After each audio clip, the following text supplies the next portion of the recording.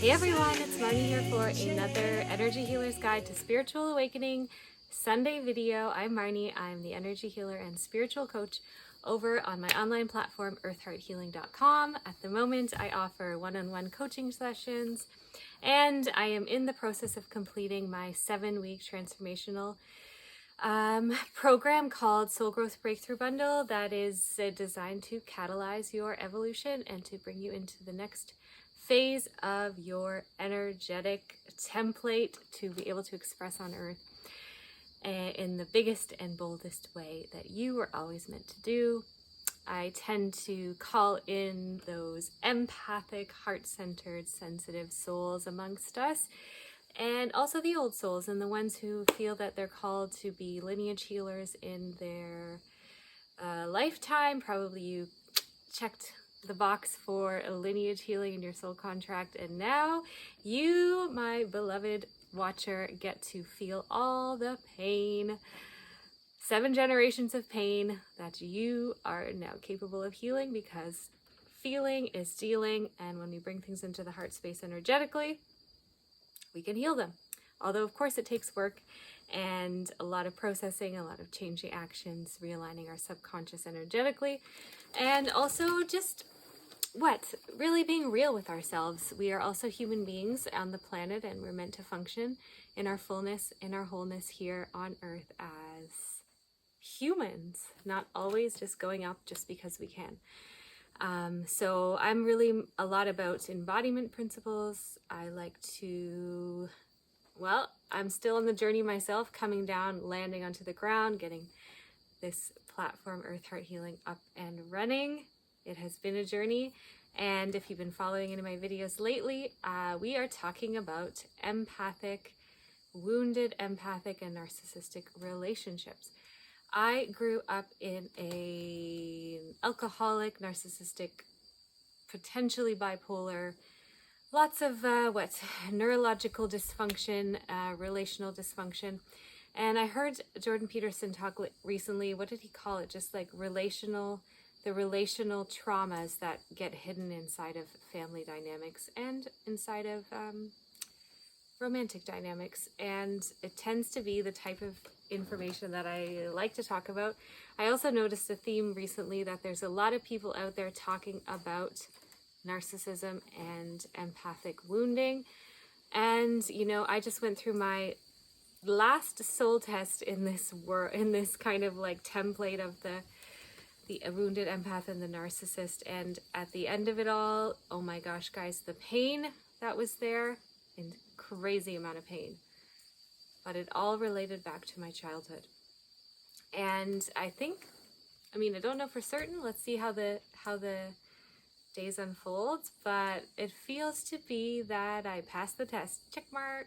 And I want to share with you some of the things that I did to move forward, and some of the people I watched to understand more clearly, and really just what it means to fully heal, or my interpretation of what it means to fully heal from being kind of a broken empathic energy field, a wounded empath or an oversensitive empath. And the core theme of this video that I want to bring through is that to acknowledge from a spiritual level, from the higher template level, that narcissists hold a key for the wounded empath, just as the empath holds a key for the narcissist. And energetically, what I have created it to be in my mind, or what I feel it is with putting words to energies, is that the narcissist, and I want to preface this a little bit more by saying that lately I have really been loving some friends around me, some people around me that hold that narcissistic expression because of their charisma, their magnetism, and their personality.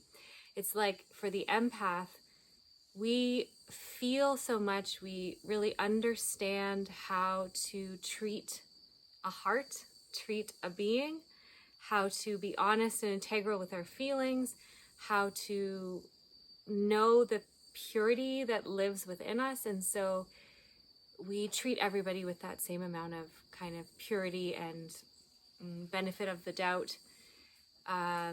We always looking for the goodness and seeing the goodness, seeing the potential. Jordan Peterson talks a lot about the potential. And, you know, when I used to do Vipassana retreats, one of the fantasies that I fell into with one of my family members was, if I could just say things in the right way, use the right word to hit the right piece of their mind so that they would want to understand how to treat a human being, how to learn about spiritual awakening, how to activate themselves. And you know what? I think at this point, that is a part of the wounded empath. Really learning and feeling that kind of desire to bring the narcissistic people in our lives into a space where they feel the goodness of the heart is a desire to change reality. And I'm not saying that, you know, the principle of like, when you really let something go, sometimes we're surprised by the changes. And I have to say that in my family, like, I am a lineage healer, like probably some of you are too. And when I fully let go of the desire for people to change, it's surprising who actually steps up to the plate, because what we're doing energetically when we're working with our subconscious is we're trailblazing a new path. We're becoming the pioneers to trailblaze a new road, a new route of healing and health and wealth and goodness and vitality and wholeness and honesty and integrity and all this stuff. Soul embodiment, bringing in the galactic aspects, like really expanding what it means to be human, to see that we're all one, so that, yeah, everyone is an aspect of us. And if we can find that resolution, maybe not solution, but resolution within ourselves, we fall into a state of love for those who surround us. Of course, boundaries are important. With the wounded empath, our boundaries like almost don't exist. And I liken this to having narcissistic family member where, you know, okay, so I'm popping all over the place, but let's try my best. We'll try my best to stay in a linear way, everyone. Okay, so the wounded aspect of the narcissist is that they are so traumatized to the core of their heart space. You know, often it happens through like sexual trauma or rape. It can be very like difficult experiences, big traumas in life, you know, big traumas in life. And if you watch any of my videos about like the world systems and the hierarchy and the left and right hand path, you know, there's an aspect of this trauma being templated into the higher systems and then coming down and affecting everyone at the grassroots ground level. And this is the stuff that we are like working with as light workers and healers on the ground level to heal from the bottom up. Just as energetically, I feel that there's shifts happening from the top down as well. And we're all kind of working together, working in tandem to bring the earth into a lighter, brighter frequency. But it also means going into the dark, going into the shadow, and really grabbing a hold of the things that we're called to work with energetically, that is.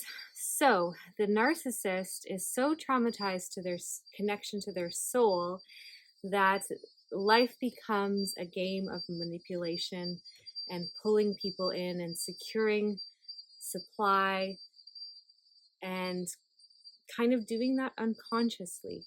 You know, if you don't know the goodness of who you are, how are you ever going to share and express that?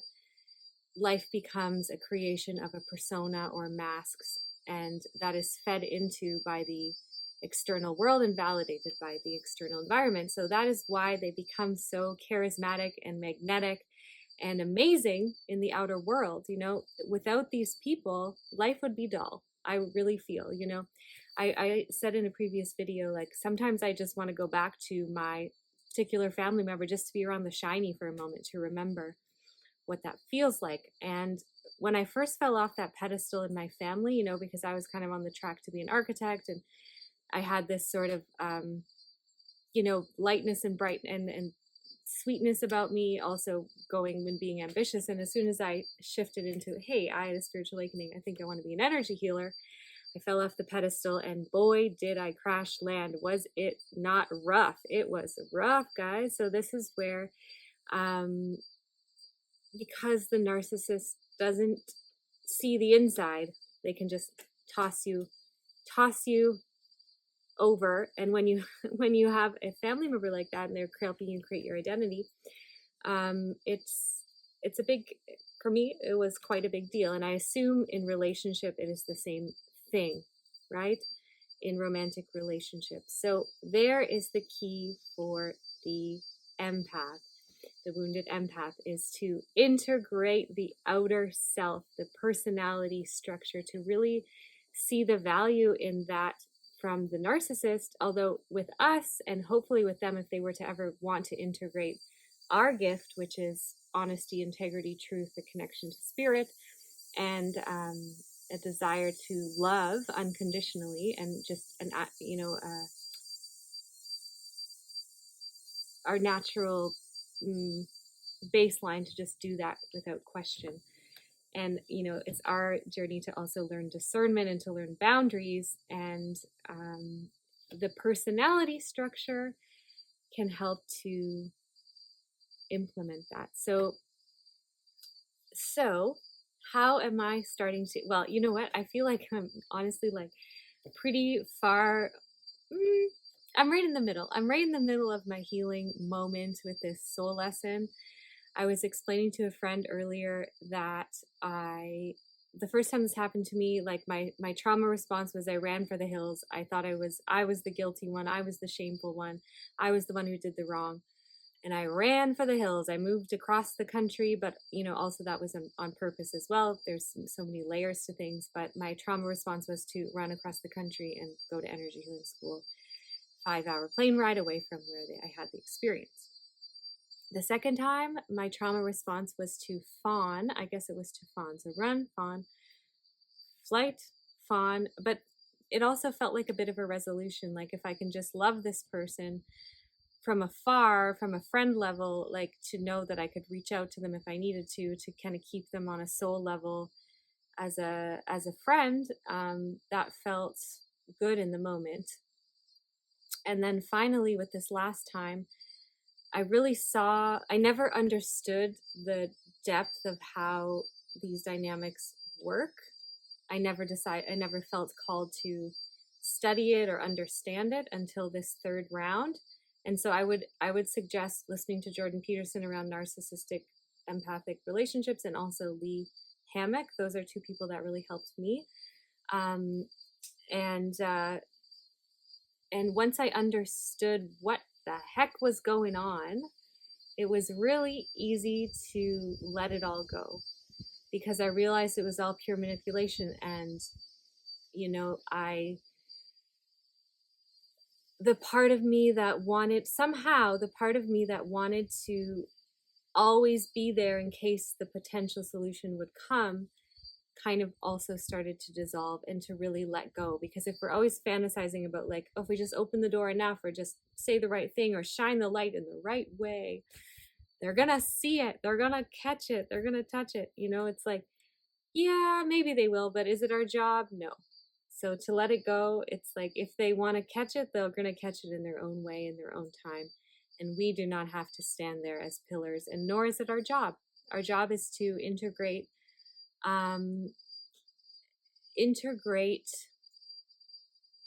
the boundaries for ourselves first, integrate the personality, integrate our bigness. So that's where I feel like there's also this idea. I want to circle back a little, because it's as healers, as lineage healers, it is our job to hold the light, to hold the pillars, but not if we're unhealed.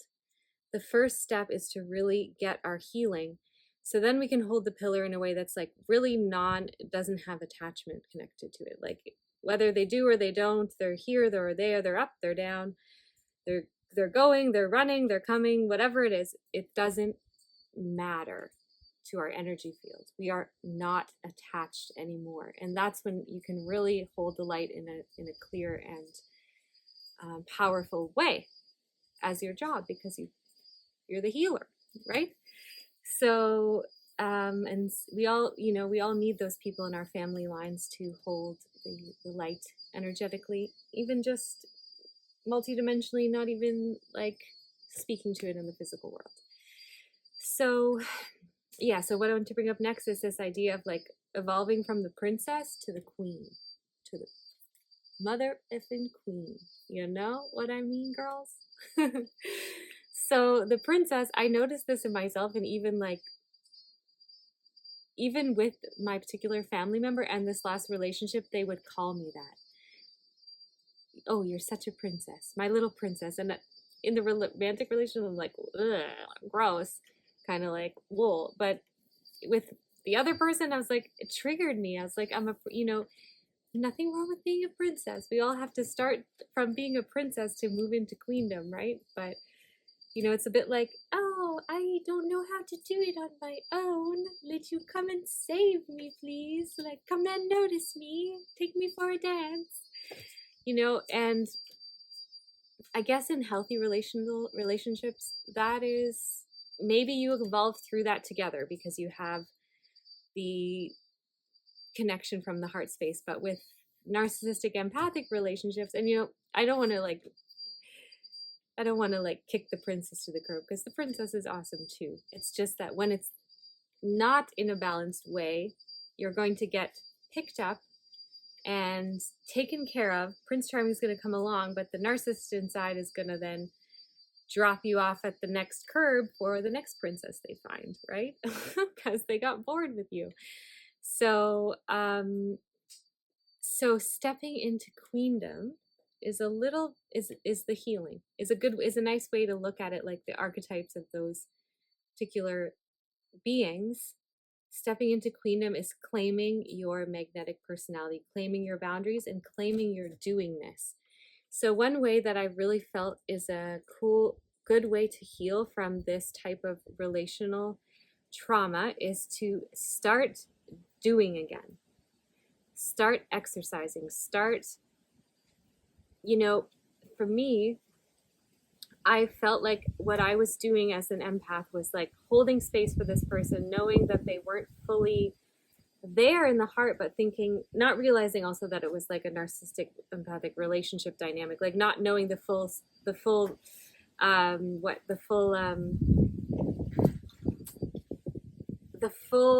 the person, and also didn't see that they were wearing a mask, like had compartmental. I mean, I noticed by the end, but I didn't notice that the whole time this was happening. By the end I was like, what the heck's going on? But at the beginning, I just full trust, as empaths would do, full trust, and a wounded empath anyway. So yeah, so ways to move forward is to oh my gosh, my words, guys, my words. I felt like I was sitting on the sidelines with my compassion, holding space for the person, kind of thinking, having a little bit of judgment or uncertainty. It's my third time around this track. I'm like, something's a little off. This person's really cool, but like something's off. And I was waiting for their heart to drop into my heart before I fully went for it, before I fully did the things, stepped up to the plate and kind of became empowered. And that never happened. Instead, the opposite happened, is they kind of fell away and the trauma bonds activated, and I had to cry and let go of the love for a couple months. But on the other side of that full healing process and full let go was this clarity to see the parts of me that were underdeveloped. And that's where that outer personality piece, it's so important to feel like we can do. We're so good at being. Empaths are so good at holding space. But what about the doingness? What about the parts of you that kind of feel like they need someone else to do those things for them, or to be there by their side while they're experiencing it? When we grow up in narcissistic families, because that person usually holds a lot of power within the family dynamic, it's actually extremely threatening to their unconscious and their subconscious to have free thinking, individuated children, because that means they no longer have control over you anymore. And so we don't get to develop our personalities, and that's where the wound comes from. So we have personalities. We don't get to develop our full power, right? Because that makes us uncontrollable. So it's our job, once we wake up to all this stuff, to heal, to move forward. Hammock calls it the glow up. I don't know if he says glow up and show up, but I just thought they rhymed it and thought it was cool. Glow up and show up for your own life. Glow up and show up, right? So for me, what were some of the things I integrated? Exercise. And I have to also say that when I first started exercising, I could barely move. Like I didn't even want to be in my body. I was still in the projection. I was still in the like, where's this person? Because if you want to watch my previous video about love bombing, getting through the love bombing phase is a difficult, a big process to let go of that connection. And, especially if you have family members like this, so you're like a parental figure, that's the template we have for love, right? So it's really a big subconscious reprogramming to heal from that. But then once we do, it's like, what's on the other side? For me, it was like a blob. I'm like, I don't even want to be in my body. I barely want to be in my life. But then all of a sudden I was like, one day at a time. So integrating the exercise, now I'm at a place where I'm learning how to surf. Like I've been 3 times already. I'm doing Bikram yoga again on my own.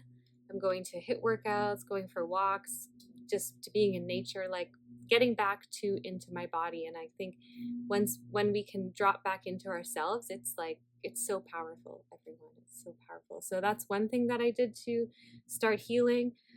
Second thing I did was like something I would normally never do. I don't know if it's a trauma response. Maybe it could be, but it could be like a fight response. Like, fuck you, I'm gonna just do what I want. Like it could be, but I'm still like getting through it. But I started to date people that in town. I was like, you know what? I got played. Maybe I want to play a little, like, but I'm really honest with it all. It's just, there's nothing, it's very innocent. It's like, I never would have done that before. I never would have been like, yeah, I'm just going to go and play the game and see what's out there and experience life. So that felt really empowering. And the last thing that I recommend, and also like the dating thing, like if you don't feel ready, if you don't feel like you fully let go of the person, maybe that's not a healthy route for you. But for me, I just feel like, it wasn't that long of a dating scenario. It's like 7, 8, 9 months. So and also it's my 3rd time around this. So it just like really was able to let it go. But I mean, I still had to feel the pain in a big, big, big way. It's just that I was kind of prepared for it somehow, unconsciously, subconsciously, spiritually prepared to go into it. And because I feel like I've kind of let it go fully, dating is a fun exploratory choice for me. And the last thing that I recommend, and I recommend this for everyone, it's a simple one, and I think a really nurturing one, is when you're ready. I know like a lot of it is we want to spend time alone, and there's big emotional waves of processing all the pain and all of this. But once you're ready, or in moments, to integrate being around people and having new experiences in friendships, in community classes or groups, in one-on-one coffee dates with girlfriends, like bring in fresh energy, be authentic with how you're feeling, know the people that can hold space for you and really like talk it through. Because that's going to help you bring in the present moment. A lot of the time when we're healing from this type of stuff, we're stuck in the past, right? Because the love bombing phase is the first phase. We're stuck in that past confusion, like what the heck happened, but we still remember that love, and then we're living in the past and we kind of become a ghost in the present moment. So it's our job to pull forward our energy and to let things go as we, the heart is a very subtle and soft yet powerful energy center, and it does need to, when things change drastically or quickly or are trauma related, like it does close in for a time, and that's natural. because it needs time to recalibrate, and then it'll kind of open and close in a bit of waves. And the opening might be releases of pain and memories and letting go, and the closing might feel like numbness. I mean, that's what it has felt like for me.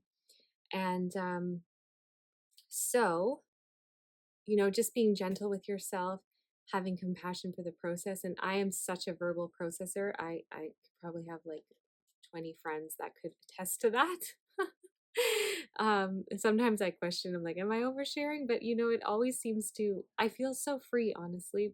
Like sometimes it's a little bit like, oh man, I talked about that for so long and now I'm over it. Now that person's perspective of me is like crystallized in an old version. But I guess if you continue to talk through your changes, you can always update, and I don't know if that's the right way to be. And I know it's important to trust people to be able to share like that, but it's how I have been, and it seems to be working for me. I mean, I'm making videos basically sharing all my insides with all y'all on the internet. So maybe that's just part of my naturalness, but time will tell how it unfolds. And I know that it generally feels very good to share in an honest and authentic way. Oops, excuse me, everyone. Just had a burp. So moving from the princess is the one that needs to be taken care of, that is waiting. So for me, I was like, why am I just like waiting for my life to start? Like I didn't realize how much I was kind of just sitting on the sidelines, because there's the being and the doing, right? Like, so, and maybe that's also a feminine masculine polarity thing. Like, to be a fully individuated human and effective human on planet, we need to be in our being and our doingness. And I think I could simplify the narcissistic empathic dynamic as like someone polarized in being and not being able to do, and then someone polarized in doing and not being able to be. And so there's pieces missing, right? And so when we can integrate both into ourselves, we become amazing. And there's nothing wrong with a magnetic personality if the empathic compass is also functioning on the inside. So that is the point I want to bring with this this video, is to embrace the schism of this wounded empath narcissistic relationship internally, to embrace it internally, and to see what happens when we can merge the good parts of both sides. And as we merge the good parts of both sides, the traumatic aspects no longer need to be there, right? So like the root of trauma in ourselves, in relationships, is a coping strategy for a lack of presence in the moment, right? So when we're in our sympathetic nervous system, we're not present to life, we're in a fear response. And so bringing ourselves back into presence and moving through the fear responses and coming back into ourselves energetically, there's tools for that, to come back into the parasympathetic nervous system. If you want a coaching session, a one-on-one session, I have many tools that can help you with bringing yourself into the parasympathetic expression. There's breath work and different little tools that I've learned through my training. And yeah, so I think that's all I want to say for today. I want to send my love out there to all of you who are struggling with this process. I wouldn't say I'm out of the woods completely, but I can see the light and I can see the end of the forest, I feel energetically. And so, yeah, I just want to give like so much, I don't know, just support and presence to this part of life, because, I'm a 36-year-old woman and I've barely been in long-term relationships because I always hit on this childhood trauma. I know, and it's a part of me now that I'm like, I need to work on this. I need to get, understand this part of myself a little bit more. And so that's what I'm doing. And I hope that I could continue sharing my adventures with you. But I'll see you next time, and I am going to go for my 4th your session this afternoon. So wishing you luck. See you later.